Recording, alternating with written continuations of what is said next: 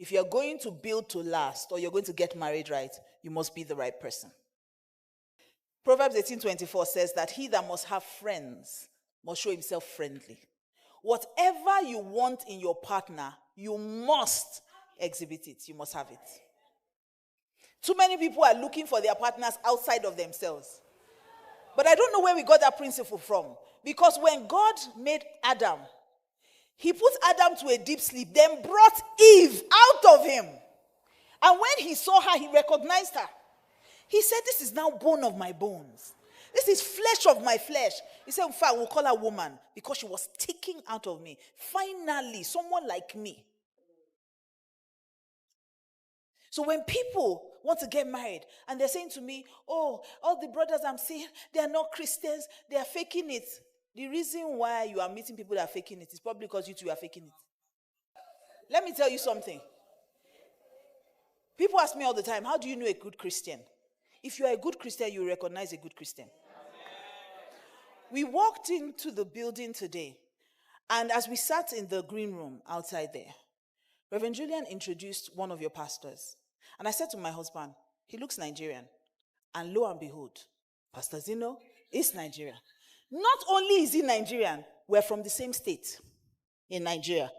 So I know him. Without opening his mouth, I could tell that he does not look like Kenyan people. This one now, my brother, oh. He's Niger Delta. Forget how gentle he's moving. Look for his trouble.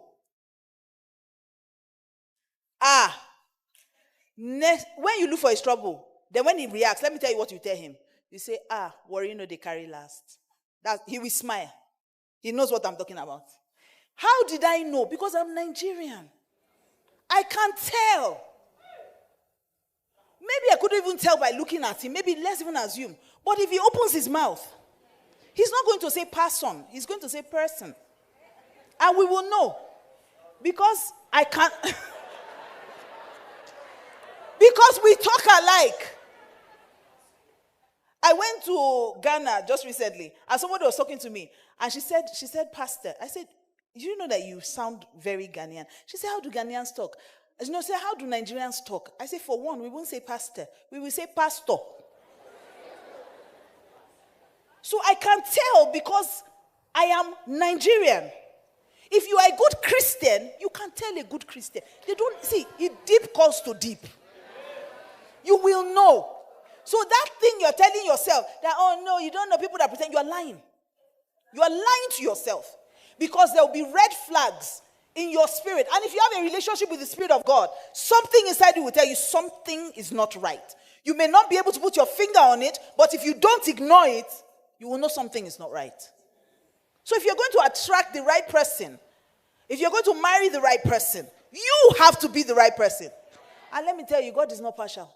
He's not going to look at one amazing son of his that has been serving him, living for him, keeping himself, then carry you, Jezebel,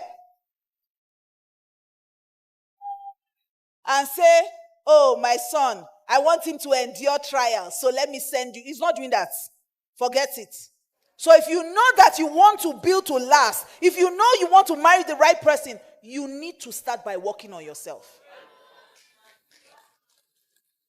For the single people, there's a simple exercise I always give them. Before you get married, make a list. Make a very long list. Everything you want on that list, make sure. Write it. Right? I want him to be rich. I want him to be spirit-filled. I want him to have this, have that. I want him to have 25 houses. Write whatever you like. Write it there. When you finish writing it, write on top. Before you start the list, write my future wife or my future husband. Write it there. Everything you want. She must be figure eight. She must be health. Write everything. No limits. You are a child of God. Dream freely. Write. When you finish writing that list, you will now take a pen and cancel my future spouse and write your name on it. Then ask yourself 2 questions. Am I any of these things on this list? Second question. Am I the kind of person that the person on this list will like? If the answer to those questions is no, auntie, uncle, go back to work. Thanks for watching. Now that you've learned these valuable insights, don't just stop here. take action and put what you've learned into practice. The real change happens when you apply the knowledge.